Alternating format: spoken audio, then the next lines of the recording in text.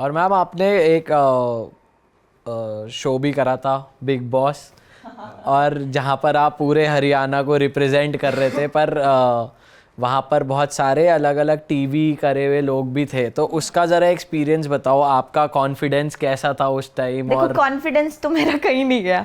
मेरे पास 5 रुपए भी थे ना, तब भी इतना ही कॉन्फिडेंस था मेरे पास। कॉन्फिडेंस मेरा कभी लूज नहीं और ना कभी मैं होने दूंगी। मुझे लगता है आदमी का कॉन्फिडेंस गया, आदमी गया। लेकिन हाँ, वो मेरे लिए चीज़ बहुत नहीं थी उस टाइम पे, क्योंकि मैं घर वालों से, मेरी माँ से कभी अलग नहीं रही। मैं बहुत फैमिलियर बच्चा हूँ, तो मैं मेरी माँ की गोदी में छुप के रहने वाली हूँ 24 घंटे। और मेरे लिए नई चीज़ ये थी कि यार मम्मी करने दो। मेरे को बिग बॉस 10 ऑफर हुआ था सबसे पहले।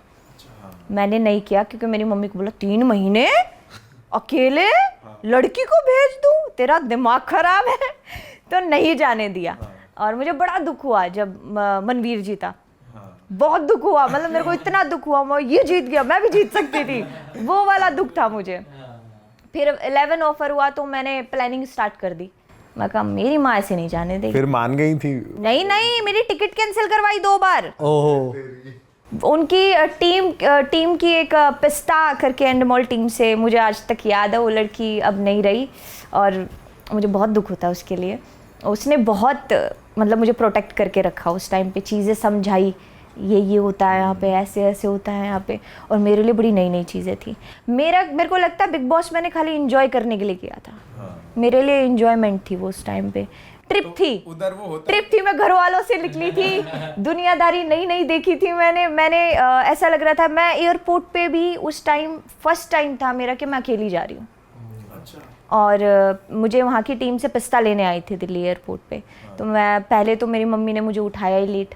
अच्छा, कि मैं मिस उनको हो बोला, जाए हाँ, फ्लाइट। अरे अब तो फ्लाइट मिस होगी, अब कित जाएगी। मैं कहा मैं जाऊंगी। मम्मा को बोलते ना, मम्मा ये टीवी पे आएगा, 24 घंटे देख सकते हो। कुछ बता लो उनको कोई मतलब नहीं है, कोई भी मतलब नहीं है उनको। नहीं बस नहीं जाना तो नहीं जाना। उनको लगता है बच्चा अलग नहीं जाना चाहिए मेरे से बस। फिर अच्छा, मैंने मेरी मम्मी को बोला, मैं कहा अभी हम छोटे छोटे शो कर रहे हैं, पता है आपको, बिग बॉस से बाहर आने के बाद ना इतने मोटे मोटे पैसे लेके आया करेंगे। अच्छा तू मेरे को बता रही है, मतलब वो ऐसे करती है कि नहीं चाहिए भाई, चाहिए ही नहीं जाने दूंगी। मैं लड़के गई, पर अब सारे वहाँ अंदर चंट थे। सब लोग अकेले रहे थे, टीवी किया था सबने, सबकी अपनी अपनी जर्नी थी, एक्सपीरियंस था। मेरे को लगा यार कौन सी दुनिया में फंस गई मैं। 16 आदमी, 16 के अलग अलग दिमाग, कोई कहीं जा रहा है, कोई कहीं जा रहा है, कोई आकाश ददलानी था। ओ हो। ये लड़ाइयाँ इसमें तो जानबूझ के होती हैं या मतलब प्लान्ड होती है, क्या रहता है? नहीं, बिग बॉस तो मेरे को लगता है बिग बॉस करने के बाद ही समझ आएगा।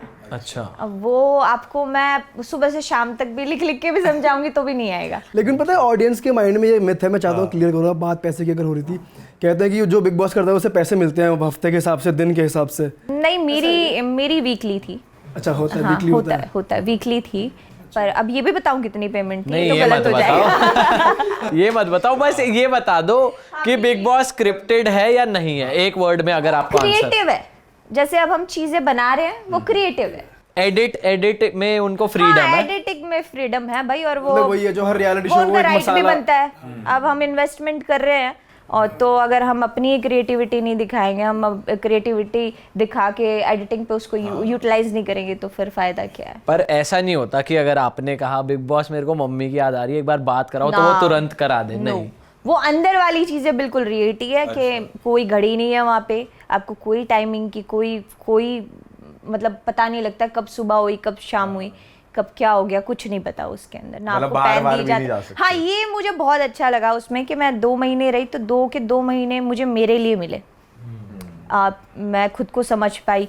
बिग बॉस में जाने के बाद पता चला कि यार मैं ऐसे इतने गंदे तरीके से भी बात कर सकती हूँ, मैं ऐसे चिल्ला भी सकती हूँ, मैं लड़ भी सकती हूँ, ओहो ऐसे भी बोल सकती हूँ। तो जब बाहर आके मैंने क्लिप्स देखी ना, मुझे लग रहा था ये मैं हुई नहीं यार, मैं ये भी कर सकती हूँ, ऐसे गंदी गंदी बातें बोल सकती हूँ। निकलवा भी लेते हैं ना वो शो वाले, निकलवा तो भी लेते हैं। मुझे ये लग रहा था थोड़े दिन, तो मुझे नहीं समझ में आया यार ये नहीं यार, ये मैं नहीं हूँ, मतलब वो वाला था मेरा।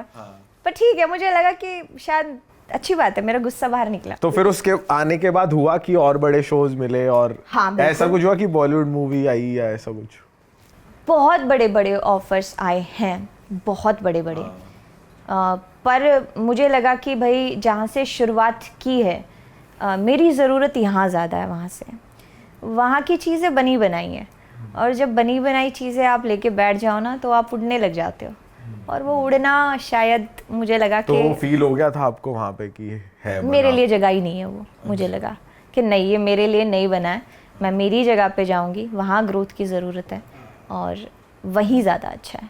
यही रीज़न था कि मैंने कभी स्टेज छोड़े ही नहीं, और ना कभी मैं छोड़ना चाहती, क्योंकि स्टेज ही एक सहारा है जो अलग अलग स्टेट में जाके मेरी वोकल को प्रेजेंट करते हैं। अपार्ट फ्रॉम दैट मैम, आपके जैसे कोई सिंगर है या कोई आपको अप्रोच करता है तो क्या आप सबसे पहले लुकआउट करते हो एक प्रोजेक्ट में?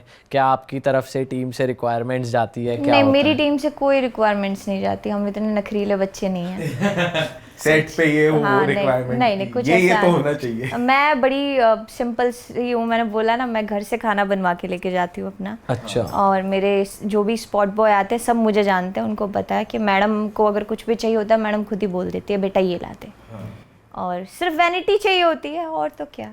और वो भी आजकल के टाइम में चलने लगी है वैनिटी ना, हमें तो पानी भी नहीं पूछता था कोई। और ऐसा भी है कि आप क्रिएटिवली भी इन्वॉल्व होते हो गानों में कि ये एंगल नहीं, ये एंगल ज़्यादा बेटर है, देखो या अभी ये नहीं ये अभी ना जो अभी बच्चे काम कर रहे हैं, जैसे पहले इन्वॉल्वमेंट देना ज़रूरी था, क्योंकि पहले इतने टेक्निकल चीज़ें थी ही नहीं, है ना। तो लोगों को समझाना ज़रूरी था, जो नए नए बच्चे आ रहे थे उनको बताना ज़रूरी था, और वो भी इतना ही ज़रूरी था जितना मुझे पता है। मैं कोई इतनी बड़ी ज्ञानी देवता नहीं हूँ, है ना। और अभी मुझे नहीं लगता किसी भी बच्चे को कुछ बताना ज़रूरी है, कोरियोग्राफर को, कि बेटा तू ये कर, क्योंकि टाइम ही ऐसा है कि हर बंदा एक प्रोजेक्ट में अपना 100% देता है। तो आप उसके बीच में ना नुक्कड़ मुझे नहीं लगता करनी चाहिए। ठीक है, उसका अपना है तो कर लो। अच्छा, जो न्यू कमर्स हैं, जो नई आपकी इस इंडस्ट्री में आ रहे हैं, उनके लिए कोई सलाह आप ऐसी देना ना चाहो? ना ना, सलाह मत दो, क्योंकि आपने स्टारडम भी देखा है, और सलाह मत दो, किसी को मत दो, करो, सही कर रहे हो, सही जा रहे हो। लेकिन आजकल पता है क्या हो गया मैम कि लोगों को लगता है कि अगर वो इंस्टाग्राम पे रील्स बनाएंगे, फेमस हो जाएंगे, तो हो सकता है मैं म्यूजिक वीडियोस बन जाऊँ। वो गलत है, वो बिल्कुल गलत है। वो 15 सेकंड की रील, 30 सेकंड की रील, बहुत कम बच्चे ऐसे हैं। बल्कि मैं तो अभी, मैं सच्ची बताऊं, इस टॉपिक पे किसी से बात कर रही थी, और एक बच्चा देखा मैंने, छोटा सा, 5 साल का, 6 साल का। उसकी मम्मी उसको फोर्स कर रही है कि देखो ना मैडम, ये फलाने का बच्चा है 4 साल का, ये ऐसे कर सकता है, ये 7 साल का हो गया है, लुक्खा हो गया है। मतलब 7 साल के बच्चे को आप लुक्खा बोल रहे हो, उसको बोल रहे हो कि वो रील बना के इतने पैसे कमा रहा, तू क्यों नहीं कमा रहा? तो वो बहुत गलत चीज़ें हो रही हैं। जिनका इंटरेस्ट नहीं है उनको ज़बरदस्ती नहीं फोर्स करना चाहिए, जिनका इंटरेस्ट है वो खुद ही बना लेते हैं, ज़रूरत ही नहीं पड़ती। लेकिन मुझे लगता है कि जिनका इंटरेस्ट नहीं है उनको फोर्स मत करो, वो बच्चा अपनी क्रिएटिविटी खो देगा।